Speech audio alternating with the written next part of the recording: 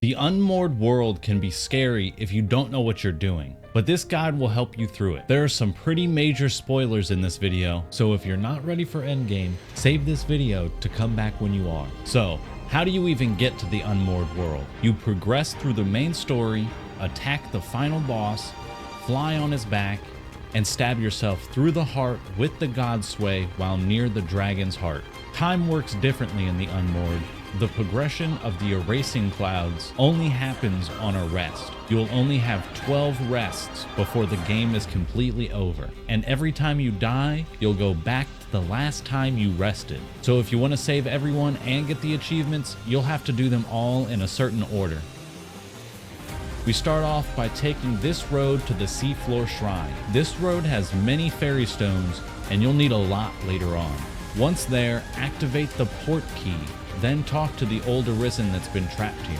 A few cutscenes will play, and you'll be tasked with gathering all the towns to this location.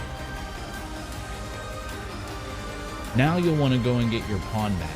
So ferry stone to Bak-Batahl and head inside to the magic slide. Speak with this felonious dude and get your pawn back.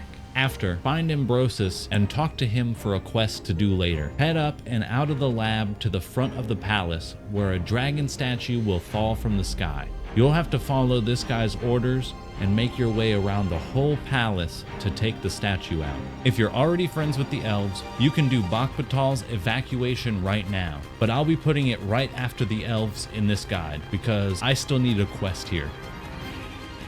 Ferry yourself down to the Excavation Site, or as close as possible. When you arrive, there will be a golem you have to take down. If you're not careful, he could end your life. After talking to the guard, you'll follow him to the jail where there's pawns unable to leave. The guard gives you a key, and you'll need to go to this house over here. Return with the staff, and you'll have finished the quest. My Talos was really close to the excavation site, so I did that next. It's simple and you don't have to do anything, plus you get a lot of money afterwards. If you found that golem fight difficult, you'll want to use that money you've earned to get some upgrades at the Volcano Island camp. The merchant there has some new gear that doesn't cost worm crystals. When you get to the camp, head to the broken part of the gate and talk to this guy. He'll send you to get the dwarf and elf living just outside of town. Start heading over there, but first stop at the Red Beam. You'll encounter a dragon that has tiny pink dots on its back and front. Attacking these will eventually reveal the head for the final blow. Keep heading to the smith and take note of which way you're traveling so you can escort them back easier. Once you do get them back to the camp, Ernesto will be arguing with the warfarer. All you have to do is ask the warfarer to guard the smith and his wife to complete the quest.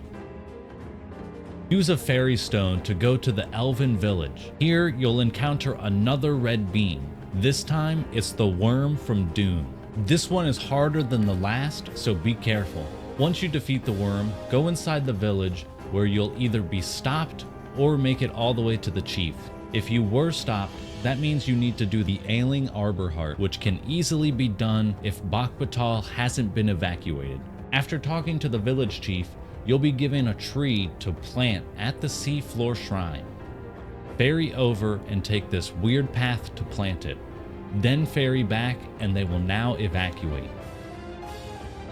Once you've reached the city of Bak-Batahl, you'll encounter some citizens fighting, and the head guard will ask for your help getting everyone ready to go. Head towards the guild vocation center, and you'll witness a duel. Don't ask about the duel, just witness it, then move on. Next, go to the main road where there are parents fighting over food. Tell them that they're both right and give one of the kids some real food. Lastly, head over to the tavern, and outside there's another fight going on. Fight them without killing them, and that should be enough. Now, head back to the guard and she'll tell you to get the priestess ready. Once you go talk to her, the quest will be finished. Now it should be fine to rest if you need to. The vendors you've rescued so far will not show up until you have rested, but you can do this without resting at all. Ferry to Vernworth and head inside the tavern where Captain Brant always is. He'll tell you to meet with Sven and Sven will have 2 tasks for you. First, go grab his mother, literally, and bring her to him. After that, you'll go into town where the ox carts are and either threaten the rich guy or he just won't be there and everything works out. Return to Sven and you'll unlock the achievement for evacuating all the towns. Just outside Vernworth, there's another red beacon. It's probably the hardest of the dragons that you'll face, and there's a bunch of enemies on the way too.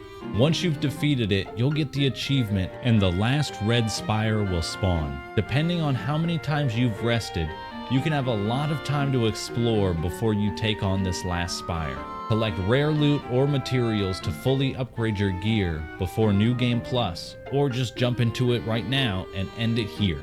If you enjoyed this longer video, please show some love by hitting that like button and follow for more gaming content.